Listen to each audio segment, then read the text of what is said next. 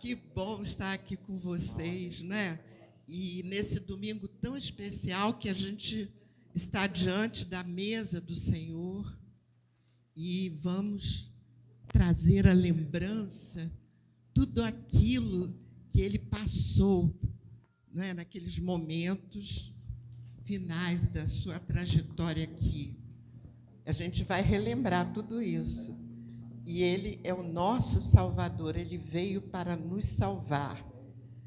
Isso é o que diz a leitura de João 3,17. Porque Deus enviou o seu Filho ao mundo, não para condenar o mundo, mas para que este fosse salvo por meio dele. Essa é a missão, não é? Jesus veio para nos salvar. Essa é a missão dele, a missão suprema, e ele derramou o seu sangue por mim e por vocês. Deus nos abençoe. Vamos orar ao Senhor? Pai querido, Pai amado, muito obrigado, Senhor, por esse sacrifício maravilhoso que Tu fizeste para nos salvar, Senhor. Muito obrigado por essa salvação maravilhosa. Deus, que Tu estejas com cada um aqui neste momento. Que a paz, a santa paz do Senhor invada cada coração aqui. E que possamos trazer à memória aqueles momentos finais que Tu passaste, tão dolorosos, Senhor, mas que possamos recordar dele com esperança, porque a nossa esperança é Jesus. Deus nos abençoe nessa manhã, e é em nome de Jesus que nós oramos. Amém. Agora eu peço que vocês fiquem de pé para a gente louvar ao Senhor com muita alegria. Rei sobre todos tu és exaltado,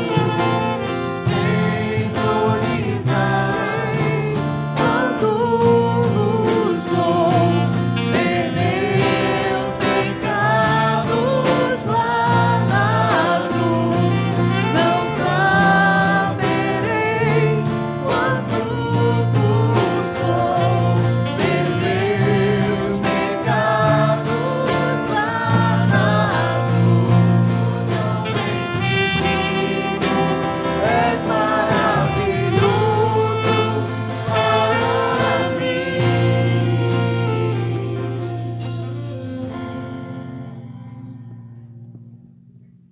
Totalmente amável, totalmente digno. Ele é maravilhoso, não é, irmãos? Nós vamos agora fazer a leitura bíblica que se encontra em João 17, do 3 ao 6. Essa leitura será responsiva, então prestem atenção, nós vamos começar a leitura. Esta é a vida eterna, que te conheçam, o único Deus verdadeiro, e a Jesus Cristo, a quem enviaste. Eu te glorificarei na terra, completando a obra que me deste para fazer. E agora, Pai, glorifica-me junto a ti, com a glória que eu tinha contigo antes que o mundo existisse. Eu revelei teu nome àqueles que do mundo me deste. Eles eram teus, tu os deste a mim, e eles têm guardado a tua palavra. Que maravilha, não é, irmãos? São palavras de Jesus, ali com seus discípulos, no finalzinho, ele falando com Deus. É maravilhoso. Vamos louvar ao Senhor ainda de pé. Se alguém quiser, pode se sentar, tá?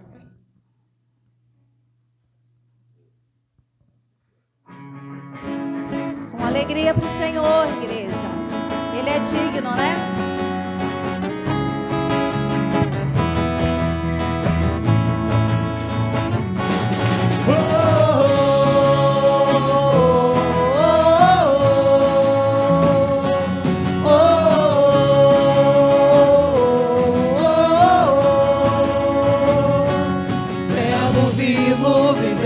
nós, Filho do homem, Filho de Deus. Tu és o Cristo, Filho do Deus vivo. Sobre esta rocha, tua igreja está. Tu és o Cristo, Filho do Deus vivo. Os irmãos podem se assentar. Tu és o Cristo, Filho do Deus vivo. Amém? Amém. Nesse momento, nós vamos dedicar ao Senhor os nossos bens, a nossa vida, principalmente. Um versículo que se encontra em 2 Coríntios 9, 7. Cada um contribua segundo propôs em seu coração, não com tristeza ou por necessidade. Por quê? Porque Deus ama ao que dá com alegria. Essa tem que ser a nossa posição nesse momento. Vamos trazer aqui os nossos dízimos e ofertas com alegria no coração, para podermos manter a casa do Senhor. Que Deus abençoe os irmãos nessa hora, né? E que cada um receba da parte de Deus uma bênção especial nesse momento. Quando terminar o louvor que nós vamos entoar agora, eu vou pedir Simone para vir aqui orar e dedicar os dízimos, as ofertas, não é? E os nossos irmãos nas mãos do Senhor. Me levou de volta pra Deus. Sua morte, sua vida, as trevas ele já venceu. Seu amor me conquistou. Sou eterno divino. O véu se rasgou, a luz me brilhou, a glória me cobriu, mas de vencedor eu sou.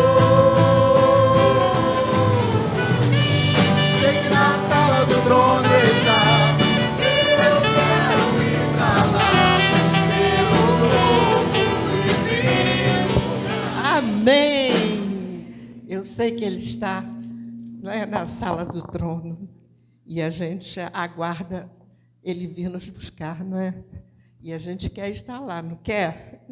Então, que Deus nos abençoe nessa manhã, que Ele abençoe também o momento da ceia e a palavra do Senhor. Pastor?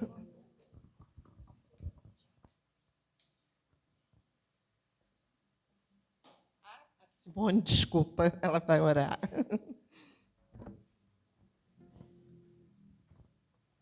Senhor, em nome de Jesus, Pai, te agradecemos por esse momento. Estarmos como igreja, Senhor, adorando e prestando culto a Ti. Receba, Senhor, cada oferta que foi colocada, Senhor, diante da Tua presença. Ó Deus, que venha a ser para a honra e glória e louvor do Teu nome. Pedimos a Ti, ó Deus, nesta hora, que o Senhor venha estar visitando cada membro, cada pessoa que hoje visita, Senhor, este lugar. Ó Deus, que o Senhor venha estar abençoando, fortalecendo, Deus, abrindo porta para aquelas pessoas que estão desempregadas, aqueles que chegaram aqui enfraquecidos, meu Pai, que nesta manhã, ó Pai, o Senhor possa estar fortalecendo através da Tua santa palavra, através dos louvores, ó Pai. Faz a Tua obra nesta manhã, neste local, em nome de Jesus Cristo. Amém. Graça e paz, queridos irmãos. Bom que você pôde separar o tempo desta manhã para estarmos juntos, poder abrir a palavra, né? Desde a escola bíblica, já vários irmãos puderam estar conosco e estudar assim o Evangelho, as Escrituras e aprender um pouco mais a respeito do nosso Deus e de como poder obedecê-lo, agradá-lo. Então, sejam sempre bem-vindos aqui na escola bíblica, também no culto. Aos visitantes, sejam muito bem-vindos também, uma alegria sempre recebê-los. você fique bem em nosso meio e possa voltar quando quiser. É uma alegria para nós, tá bom? Que Deus abençoe a todos os irmãos aqui e a sua igreja espalhada na face da terra. Então, é bom lembrar que não estamos sozinhos, né? Nós temos família de Deus espalhada pelo mundo todo nesse dia especial, em adoração e celebração ao nome de Jesus. Então, vamos, assim, unidos ao Senhor Jesus, apresentar o nosso culto, a nossa adoração. Que o Espírito Santo esteja conduzindo, ministrando aos nossos corações, que seja uma manhã de edificação, que Ele possa nos orientar e receber também o nosso culto, a nossa devoção. Vamos, nessa manhã, falar sobre Jesus como servo sofredor, encontrado no livro de Isaías, capítulo 53. São 12 versículos. Faremos a leitura, mantenha a sua Bíblia aberta, por gentileza, para que a gente possa fazer esse estudo juntos.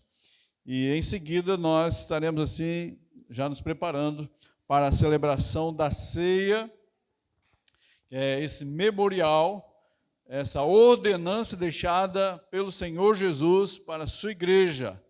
Que nós pudéssemos fazer isso de vez em quando, com o propósito de nos recordarmos dele, do seu amor por nós, do seu sacrifício. E assim, então, estamos hoje aqui com essa mesa tão linda, preparada aí por nossa equipe, liderada pela irmã Sandra. Eu agradeço esse zelo, esse carinho, e realmente é uma celebração muito importante. É a Páscoa cristã, né? É a ceia do Senhor. Vamos, então, falar um pouquinho mais adiante, mas agora, fazendo a leitura de Isaías, profeta Isaías, capítulo 53, vamos compreender Jesus como aquele que deu a sua vida, nos substituindo na cruz, não é? Então é a morte vicária, chamada vicária, porque é aquele que substitui a outro, né? E isso é bom compreendermos o pano de fundo do Velho Testamento, quando o povo judeu, né, tinha lá seus sacrifícios, seu tipo de culto, de apresentar suas ofertas. E quando a gente lê em Hebreus, a gente vai compreender melhor como eles praticavam o seu culto, e era um tipo, um exemplo, já prenunciando o que iria acontecer com a vinda de Jesus no Novo Testamento. E isso vai ficar muito claro quando João Batista percebe a presença de Jesus lá às margens do Jordão e apontando para ele, diz aos seus discípulos, aos seus seguidores: olha o Cordeiro de Deus que tira o pecado do mundo. Porque no sacrifício judaico havia, né, o sacrifício do cordeiro, o sacrifício do bode, né, ali dos animais, era a forma de culto que eles tinham, tudo isso como um exemplo, uma sombra do que iria acontecer com a vinda de Jesus, com o Novo Testamento. Então, é importante perceber que Jesus, ele é como aquele sacrifício feito no Velho Testamento, só que agora definitivo e eficiente para sempre. Ele é o Cordeiro que tira o pecado do mundo, porque ele nos substitui. Ele aplaca a ira de Deus, não é?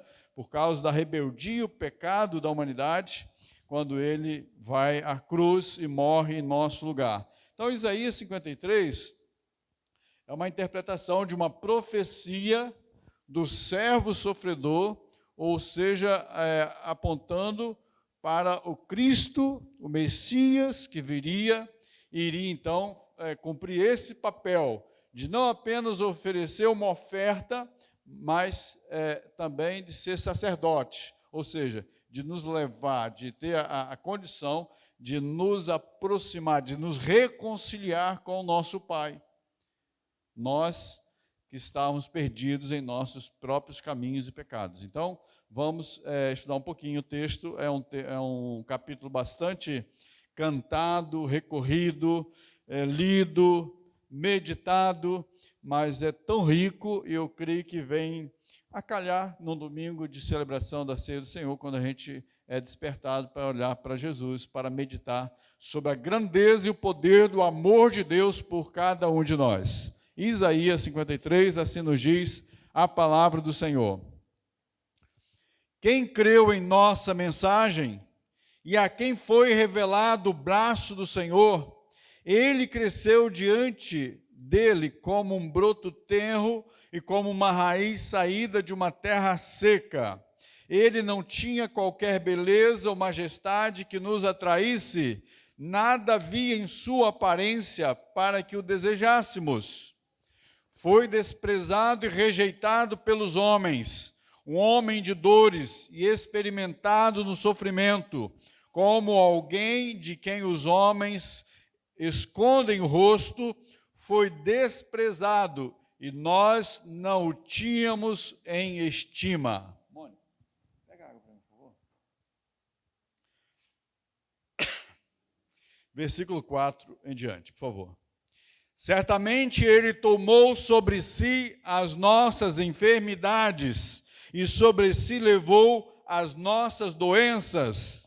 Contudo, nós o consideramos castigado por Deus atingido e afligido, mas ele foi transpassado por causa das nossas transgressões, foi esmagado por causa de nossas iniquidades.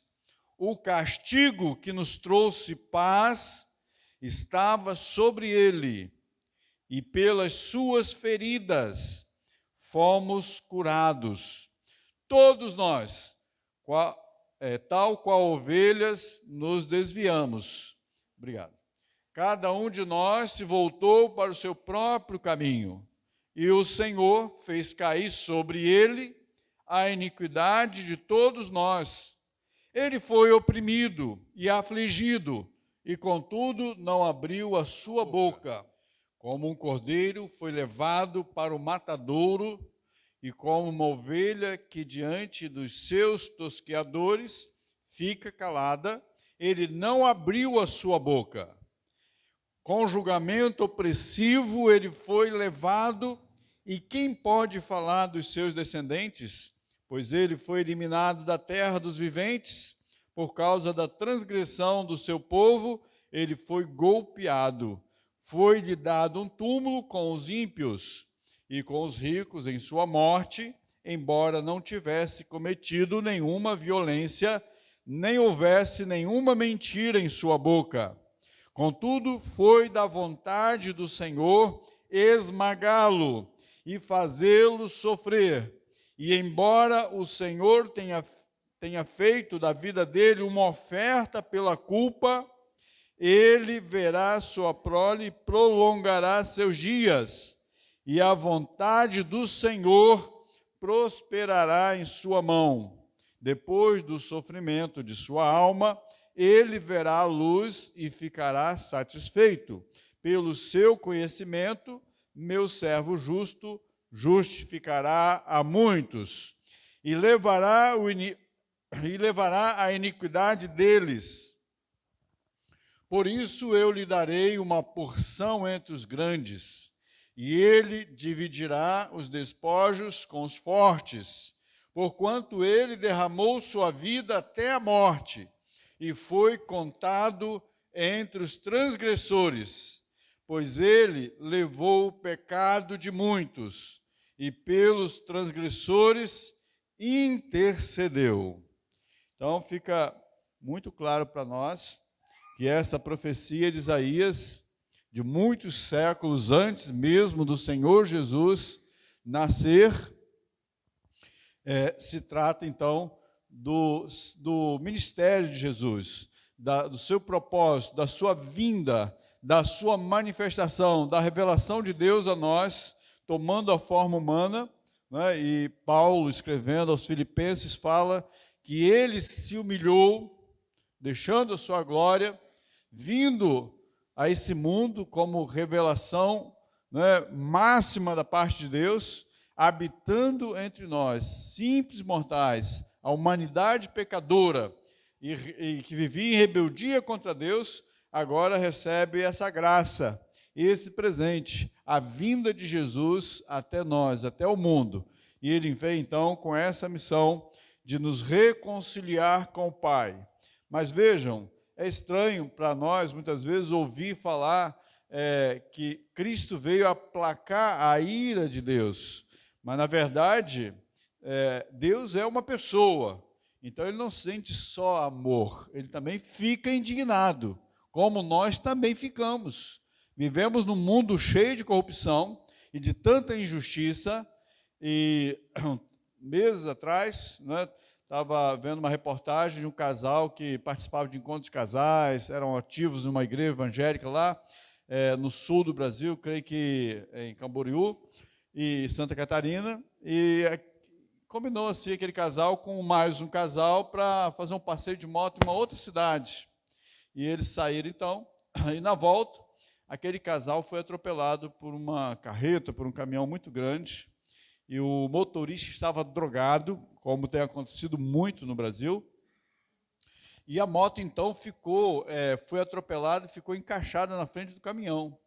A mulher caiu e morreu na hora, na estrada, e aquele homem ficou apagado em cima da moto, até que depois de um tempo, alguns quilômetros, e as pessoas viam aquilo, outros motoristas ficavam sem compreender como que o motorista do caminhão atropela uma moto, a moto fica ali presa em frente ao caminhão, arrastando pelo asfalto, e o motorista não para. Então era uma coisa incompreensível, né?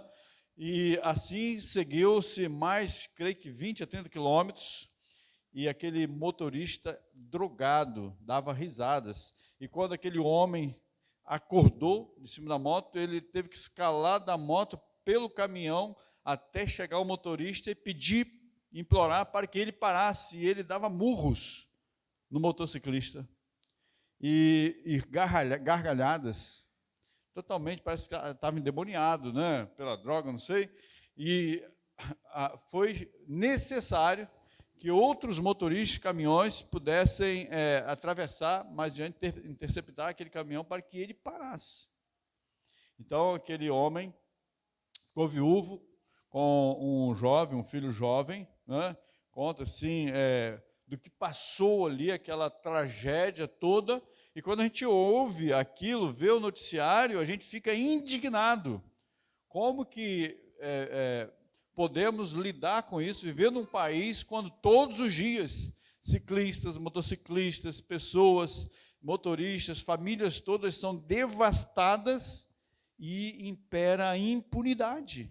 A pessoa às vezes é presa e logo depois vai para casa e ela simplesmente, muitas vezes, nem chega a ser presas, bêbadas, embriagadas, drogadas, tirando a vida, ceifando a vida de famílias. Então, se você vive num ambiente desse, se você não se sente uma pessoa indignada, talvez você já tenha morrido, porque não é possível você presenciar um cenário desse, de corrupção, de impunidade, de injustiças, de tanta maldade que impera em nosso meio e não sentir indignidade. Então, nós ficamos indignados com esse sistema de pecados que impera no mundo de hoje. O mundo cada vez mais esvaziado de Deus, um mundo cada vez mais egoísta, mais violento, muito mal, um lugar que cada vez mais se torna inóspito. Então, nós, diante disso, ficamos indignados. Então, não podemos pensar que Deus é uma pessoa, Ele é uma pessoa, a Bíblia diz, e Ele não sinta não fique indignado, não fique irado, né? Com certeza, Deus é muito amoroso, muito gracioso, as suas misericórdias são grandiosas, mas Ele tem a sua ira. E isso é importante porque muitas pessoas se sentem licenciadas para viver uma vida de pecado, achando que no final das contas Deus vai perdoar todos e que a salvação é universal, que todos serão salvos e todos estarão com Deus na eternidade. E há até algumas religiões, né, que batem nossas portas, que estão ao nosso redor por aí, que acreditam, né, tem uma doutrina, né, que ensina que depois daqui não há inferno, né? Como é que é o nome dessa doutrina? Aniquilacionismo. Aniquilação da alma, ou seja, como uma bolha que de repente não existe mais. E essa é uma heresia, porque a Bíblia não fala disso, a Bíblia fala que nós devemos seguir o caminho. E ele diz: eu sou o caminho e a vida. E ninguém vem ao Pai senão por mim. Fala de céu, fala de inferno, né? Fala que se você nascer naturalmente e espiritualmente, você vai passar somente por uma morte, mas se você nascer somente nesse reino natural, você vai ter que enfrentar 2 tipos de morte, né? Jesus ensina sobre isso nos evangelhos, e a gente vai lendo João, fala da realidade da eternidade e da escolha que precisamos fazer. Então, não podemos agir de qualquer forma e ser inconsequente, achar que não vai haver um resultado. Sim, haverá, e nós prestaremos contas, todos nós, a Deus, e precisamos, então, viver uma vida de responsabilidade, ainda que com liberdade, e podendo fazer escolhas. Mas saiba, então, que diante de um Deus que é justo, e lá no Velho Testamento há uma pergunta que diz, há uma palavra que fala, que ele não tratará o pecado, né, o culpado, por inocente. Então, você precisa ser inocentado, absolvido. Todos nós precisamos ser justificados por aquele que é justo. Nós precisamos, então, ser declarados justificados, e pelo sacrifício de Jesus, nós temos acesso e fazemos essa escolha de considerar que a morte vicária de Cristo, a morte substitutiva de Jesus, pode então nos valer, pode nos justificar, pode então nos assegurar que agora nós passamos de uma condição de pecadores perdidos para pecadores arrependidos e salvos. Pessoas que agora não somos mais só cidadãos da terra, nós somos responsáveis pelos nossos atos aqui na nossa comunidade, mas nós também somos cidadãos dos céus, já fomos, né, aceitos diante de Deus. Então a ira de Deus se aplacou para nós, porque Jesus nos substituiu. Então esse texto vai falar do servo sofredor. Começa falando que ninguém deu crédito, que diante de um cenário de sequidão inóspito, ele surgiu, né? Ninguém aqui mostra aquele quadro do Senhor, do seu sacrifício, né? Imagina, nós vimos naquele filme A Paixão de Cristo, nos cinemas, né? Isso lá pelo ano 2000, alguma coisa, 2000 e pouco, e a gente é de uma igreja lá em Niterói, da Primeira Igreja Batista de Niterói. Lá a igreja patrocinou assim uma sala de cinema, né, lá no Bay Market, e não sei se o Rodrigo aproveitou, né, 0800.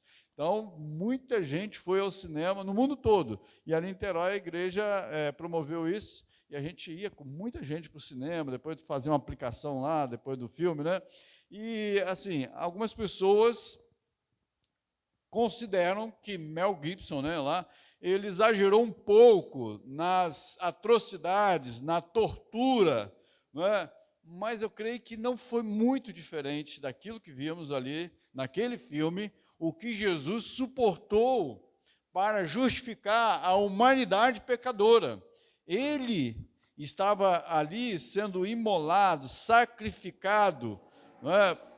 Daquela forma, torturado, e levado à crucificação, porque realmente ele estava levando sobre si o pecado de toda a humanidade, de todas as épocas. E alguém já disse que pela Terra já se passaram mais de 125 bilhões de pessoas. Então imaginam que ele morreu por todos, ainda que nem todos queiram confiar nele e serem justificados pelo sacrifício dele, mas ele morreu por todos que queiram crer nele e o seguir de todo o coração. Então, é pela fé, é mediante a graça que o Senhor nos traz salvação. E aqui, agora, a partir do versículo 4, ele vai dizer que nós estávamos assim, como que errados em pensar, né, que o Pai, Deus, trouxe todo esse sofrimento, né, mas que não era da nossa conta, que não era por nossa causa. Mas aqui, nos próximos versículos, 4, 5, 6, vai dizer exatamente que foi por você, foi por nós mesmos, foi por causa da nossa culpa, foi por causa dos nossos erros, dos nossos pecados, que o Pai o levou a essa morte terrível. Diz no versículo 4: certamente ele tomou sobre si as nossas enfermidades e sobre si levou as nossas doenças. E aí a gente fica na dúvida, né? Muitas vezes pensando, poxa, né, será que com a morte de Jesus na cruz, então agora eu não fico mais doente?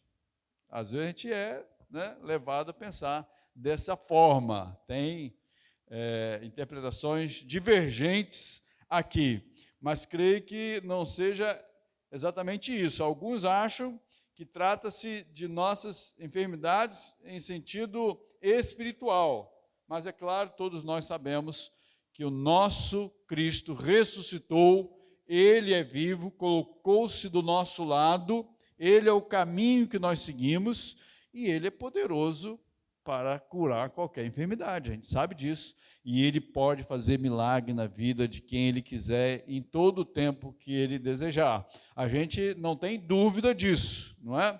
Sabemos que o nosso Deus nos deu Jesus, que há de mais precioso no céu, e Paulo relata isso, escrevendo a carta de Paulo aos Romanos, capítulo 8, vai falar, mas lá no hino, né, de louvor, no final, o hino de vitória, Paulo vai dizer assim: se Deus nos deu o que há de mais precioso no céu, como não nos dará juntamente com Ele de graça todas as coisas? Então, se Deus decidiu entregar seu filho ao sacrifício para morrer uma morte vexatória numa cruz para justificar a humanidade pecadora, Ele pode, com certeza, nos dar um emprego ou uma cura muito tranquilamente, porque se Ele fez o mais difícil, Ele vai fazer o que é mais fácil.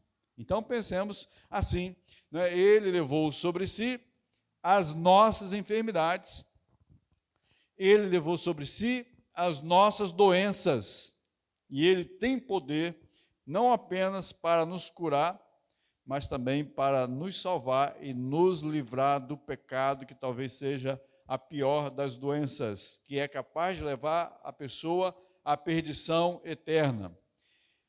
Na sequência, diz que nós o consideramos castigado por Deus. No Velho Testamento, é importante dizer que esse texto está no Velho Testamento, o povo judeu acreditava que é o seguinte: se um casal tivesse muitos filhos, era uma pessoa muito abençoada por Deus, e se ela não tivesse filhos, ela era amaldiçoada por Deus. Então, é interessante notar que se uma pessoa, eu acho que tem uma teologia muito parecida hoje em dia em algumas igrejas, que fala que se você não é o patrão, você é o empregado, você está amaldiçoado, não é? Se você estiver desempregado, então, é porque você fez uma besteira muito grande, um pecado terrível, e você, então, não está aí, né, sendo beneficiado por Deus. Há um pensamento assim, e aqui parece que, de uma maneira parecida, nós o consideramos que Cristo foi castigado por Deus, como se Ele tivesse falhado, por Deus atingido e afligido, mas, olha aqui, a ideia de oposição, mas Ele foi transpassado por causa das nossas transgressões. Então, aqui explica muito claramente que não foi por si, por alguma decisão errada, ou por alguma atitude que não agradou o Pai, da parte de Cristo, mas Ele foi ferido, Ele foi transpassado, né? A sua cabeça com aquela coroa de espinhos, seu lado furado por uma lança, todo escárnio, todo deboche, né? Foi esbofeteado, foi maltratado e foi abandonado por muitos. E isso tudo diz aqui, mas Ele foi traspassado por causa das nossas transgressões. Ele foi esmagado por causa de nossas iniquidades, que é um sinônimo de pecado, de maldade. Então, o castigo, diz aqui, o castigo que nos traz paz, estava sobre Ele. E pelas suas feridas fomos curados. Então você vê que na morte vicária de Jesus, ele está tomando um lugar que não lhe era devido, ou ele está passando por um sofrimento, mas pela causa do que nós fizemos, por causa dos nossos erros, por causa da nossa dívida.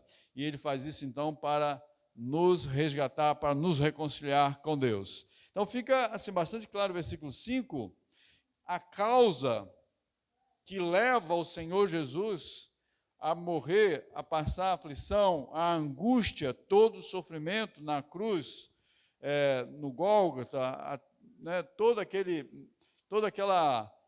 caminho de sofrimento, o Senhor ele vai trilhar exatamente porque Ele nos ama e Ele sabe muito bem que era a única forma da humanidade ser resgatada. Então, na verdade, é um resgate. Talvez aqui muitos já tenham visto alguns filmes, de redenção.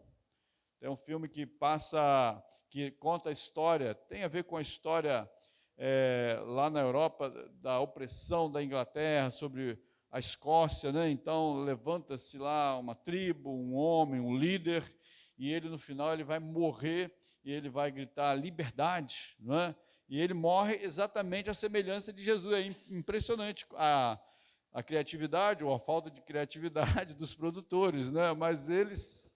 Oi? Coração Valente, Mel Gibson também, Então, mas essa trama de redenção, ela é muito usada nos filmes, são muitos filmes, Há outros também que mostram exatamente o Senhor, se você fizer um paralelo, você vai perceber isso, Uma pessoa que vai substituir ou resgatar e paga um altíssimo preço. Rambo 2, a missão, exatamente, Há uma guerra no Vietnã, que alguns aqui devem ter acompanhado na sua época, E, de repente, os americanos eles vão até lá para lutar ali alguns anos, aquela luta entre o socialismo e o capitalismo, de um lado a Rússia dando o seu apoio, do outro lado os Estados Unidos, e o país ele é dividido, está dividido, E ali, então, o Estado-Maior americano envia ali aquele soldado super-herói, que vai resolver tudo, vai resgatar os prisioneiros na selva no Vietnã. A história é essa. E aí, no meio do caminho, ele recebe a mensagem que era para abortar a missão, cancela.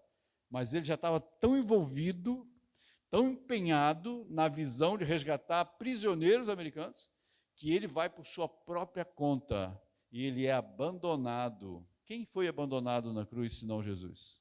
É a história nos filmes, em alguns filmes, não todos, mas chama-se a história de redenção.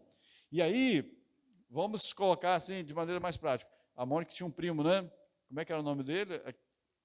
Nilo. Ela tinha um tio chamado Nilo, que teve 3 filhos lá em Petrópolis, e um dos filhos chamava-se Nilinho. Esse foi para a academia, era oficial lá do Exército, e quando estava ali naquele Forte Rio Branco, ali em Jurujuba, em Niterói, numa operação, ele teve que entrar no mar e para salvar um soldado que estava se afogando, e ele veio a falecer e salvou o soldado. Então você vê uma história de redenção, uma pessoa que substitui a outra. E isso a gente vê na Praia de Itaipuaçu, a gente vê nos mares aí, acontece muito em outras situações também. A gente vê isso todo verão, todo ano, é a mesma coisa. Pessoas que vão no intuito de resgatar o afogado, aquele que está afogado, aquele que está se afogando e acaba perdendo a sua vida. E, de certa forma, isso ilustra o que o Senhor Jesus fez, só que de uma maneira completa, porque Jesus, ele salva não apenas uma pessoa, mas ele salva para a eternidade todos que querem vir a ele e se arrependerem e confessarem como Senhor. E não somente isso, Jesus ele morreu, mas ele ressuscitou. Então ele faz um salvamento que é definitivo, que é eterno e continua com o salvo. Não morreu e ficou à parte, mas ele ressuscitou. E quando a gente trabalha assim a questão chamada ofícios de Cristo, a gente vai ver isso em teologia sistemática, está lá nos textos bíblicos. existe essa matéria na teologia, ofícios de Cristo. Então, Cristo, ele vai assumir papéis que são retratados pelas profissões mais importantes, ou cargos, vamos falar assim, mais importantes que a humanidade já pôde alcançar. Do Velho Testamento, né, os profetas. Cristo é o profeta, né, sem comparação. Ele também é um sacerdote, né, o profeta que chama o povo ao arrependimento, que ensina o povo o caminho. Já o sacerdote, ele apresenta diante do povo o culto a Deus. E Jesus nos faz isso. Sem Cristo, que é o caminho, que derramou o seu sangue e abriu esse vivo e eterno caminho, não poderíamos chegar ao trono da graça e receber dele misericórdia no dia da necessidade. Está lá em Hebreus isso. E o terceiro ofício, além de profeta, sacerdote, o nome dele já diz Cristo, né? É grego, mas não é aramaico, o nome correspondente é Messias. Messias significa ungido, o rei que vem da parte do Senhor. Não tem um hino assim? Hosana, bendito aquele que vem em nome do Senhor, está lá nos evangelhos, né? Então, ele é profeta, ele é sacerdote, ele é rei, mas ele também ressuscitou, é nosso amigo, está do nosso lado para nos ajudar, para viver conosco.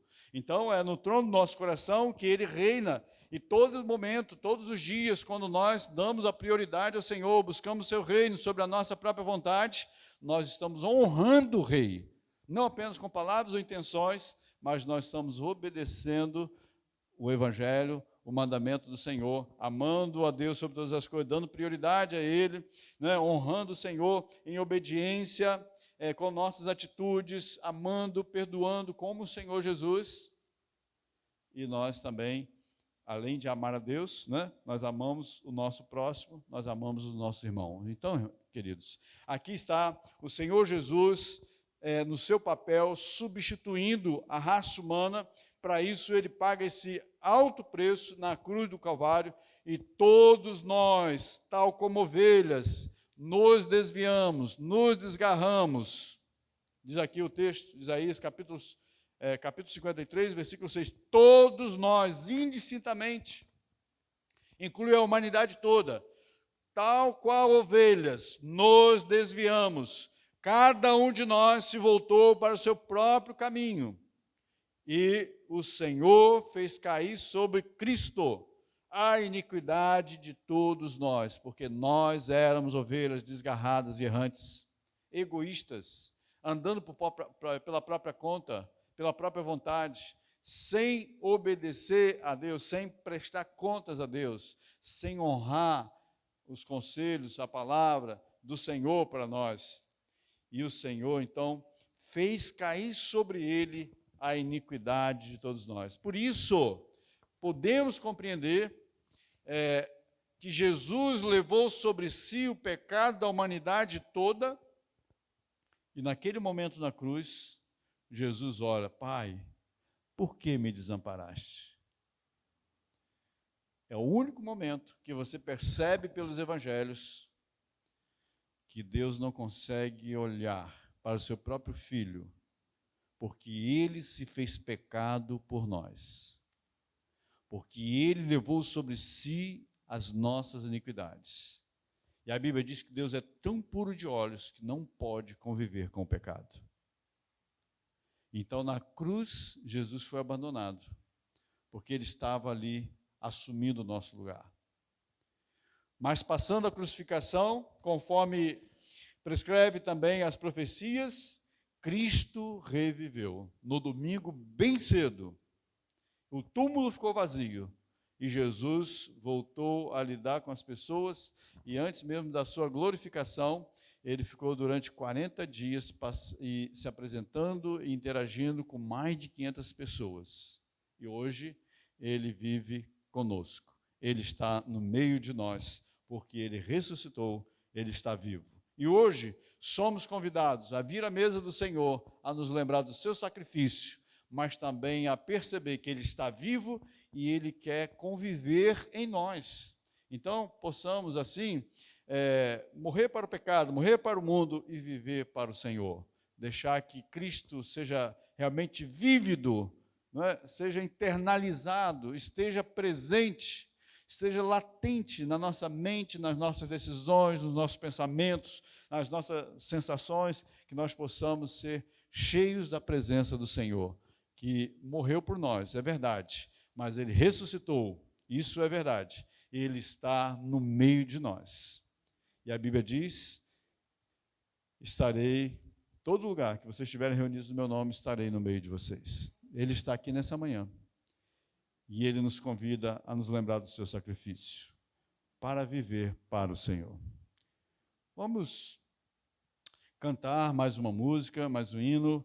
Nós vamos, nesta manhã, chamar alguns jovens para nos ajudar na distribuição dos elementos da ceia. Os irmãos, mais uma vez eu esclareço, para participarem da mesa da ceia do Senhor, receber o cálice, o pão, você vai fazer isso voluntariamente, ninguém está forçado a isso, né?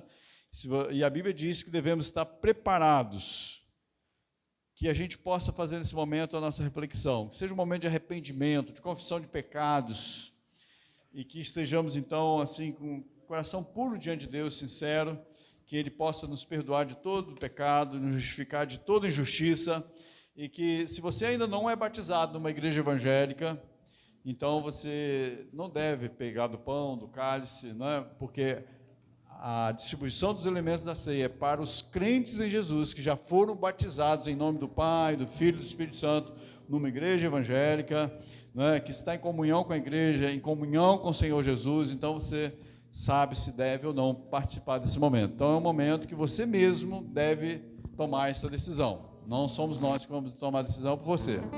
Então, nós vamos distribuir o pão, o cálice, nós vamos cantar, né, o hino, e depois nós vamos orar, agradecendo os elementos da ceia e agradecendo a graça do Senhor nos dar essa oportunidade aqui nessa manhã. Vamos fazer o seguinte, vamos chamar aqui para orar o Rafael. Vamos orar antes de distribuir os elementos da ceia, Rafael, agradecendo essa oportunidade. E que nós possamos estar realmente abrindo a nossa mente, nosso coração, para pensar na profundidade do propósito de Jesus, da missão do Senhor, de pagar o preço altíssimo que Ele pagou pela humanidade perdida, para que nós pudéssemos agora dizer que não somos mais ovelhas desgarradas e errantes pelo nosso próprio caminho, mas agora Ele é o pastor das nossas almas. E nós, mais uma vez, reiteramos o compromisso de nos submeter à autoridade de Jesus sobre nós. Nós o amamos de todo o nosso coração e nós queremos obedecê-lo sinceramente. Vamos orar sobre isso. Oremos. Pai grandioso, Pai majestoso, muito obrigado por seu sacrifício naquela cruz, Pai. Muito obrigado por ter morrido em nosso lugar, por ter satisfeito, Pai, a ira do Deus Todo-Poderoso, Pai. Nós sabemos que nosso castigo nós éramos merecedores do inferno, mas o Senhor morreu por nós para que possamos ter vida e vida em abundância, Pai. Muito obrigado por todos que estão aqui, por todos que tiveram a oportunidade de receber uma nova vida com o Senhor, para que pudéssemos viver uma vida plena, Pai, da sua vontade. Muito obrigado por tudo, meu Deus. Em nome do teu Filho amado Jesus, amém. Que a mesa, a gente sempre costuma ter aqui um pão, uvas. Eu acho que assim, é importante a gente perceber por que esses elementos são escolhidos, né, para ornamentar a mesa. Quando você olha os evangelhos, a gente percebe que o Senhor, Ele escolheu o pão e escolheu o suco, né, ou o vinho da uva, para representar o seu corpo partido, mutilado, torturado, e também o fruto, né, da videira, que precisa ser esmagada, né? E naquela ocasião é interessante como que o lagar era um repositório escavado em rocha, e ali as uvas eram pisadas pelos homens, para que o suco pudesse ir para um outro repositório até se tornar, fermentar e tornar vinho. Então é interessante que tudo isso a gente percebe um simbolismo muito grande do que o Senhor Jesus iria passar. Ele está instruindo de forma assim didática. Ele está falando assim, esse pão simboliza o meu corpo, que está sendo entregue, que está sendo dado em favor de vocês. Então, esse é o real sentido do Evangelho, nos explicando como nós deveríamos praticar essa ordenança chamada Ceia do Senhor, e a riqueza desses elementos, do significado de cada elemento que o Senhor Jesus toma, para, de maneira muito ilustrativa, nos fazer assim, essa dramatização da sua morte e da sua ressurreição. Então, que a gente possa sempre perceber nessa mesa aqui, nos lembrar disso, né? Que o pão, para chegar a esse ponto, para que ele possa ser consumido, ele precisa ser transformado, precisa ser moído. O trigo precisa ser moído para que haja pão.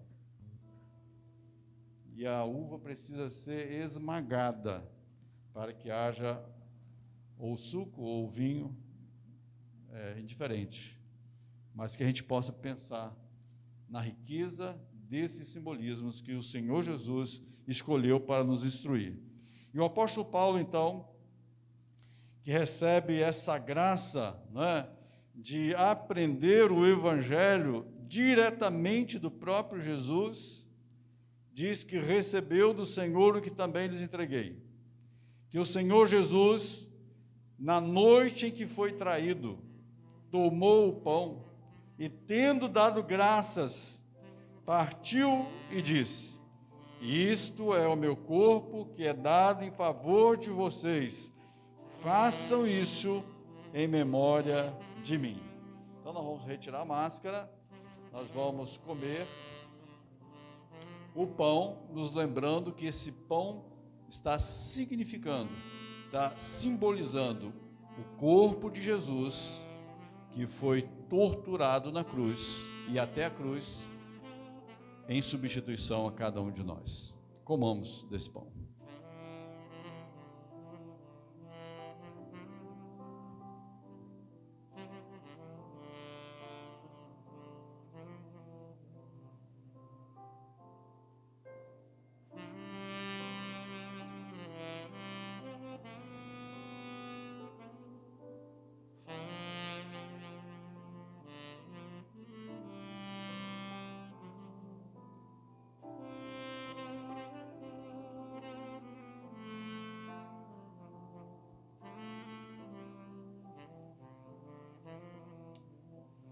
Naquela mesma quinta-feira, à noite, em Jerusalém, depois daquele jantar de Páscoa, diz assim o texto de Paulo aos Coríntios, capítulo 11, versículo 25. Da mesma forma, depois da ceia, ele tomou o cálice e disse: este cálice é a nova aliança no meu sangue.